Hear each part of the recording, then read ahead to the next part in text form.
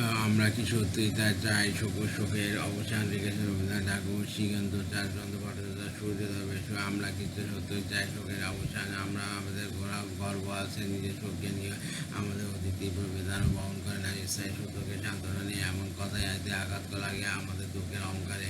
জীবনটা আপনা সকল সঞ্চয় ছাড়িয়ে কালে রাখে কলের চলাচলের পথে তার অবিরাম ধাবিত জাগার তলায় গুরুতর বেদনা ছিন্ন হয়ে অসুস্থ হয়ে আমাদের প্রিয়তমের মৃত্যু একটিবার দাবি করে আমাদের কাছে সে বলে মনে রেখো কিন্তু সংখ্যা নেই প্রাণের দাবি।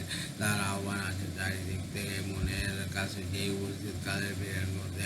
অতীতকালে একটিমাত্র আবেদন কখন হয় যদি বা কথাটা থাকে তার ব্যর্থতা যায় চলে। তবু শোকের অভিমানে জীবনকে চাই বঞ্চিত করতে সহিত করে প্রাণের দুদিকে বলে করবো না তার প্রাণের ফসল ক্ষেত বিচিত্র চেরুবার অভিমানী শোক তারই মাঝখানে ঘিরে রাখতে চাই শোকের দেবতল জমি ছাদের মরুভূমি বানায় সেখানে কাটাতে তার খাজনা দেয় না জীবনকে মৃত্যু সঞ্চয়গুলি নিয়ে কালের বিরুদ্ধে তার অভিযোগ সেই অভিযোগে তার হার হতেও থাকে ধীরে ধীরে কিন্তু চায় না সে হার মানতে মনকে সমাধি দিতে চায় তার নিরূপিত করে খবরে সকল অহংকারী বন্ধন কঠিন বন্ধন দামন শোকের অহংকার জন্মান সকল আসক্তিতে মোহ নিবিড় মোহ আপশক্তি শোকের আসক্তিতে। ধন্যবাদ।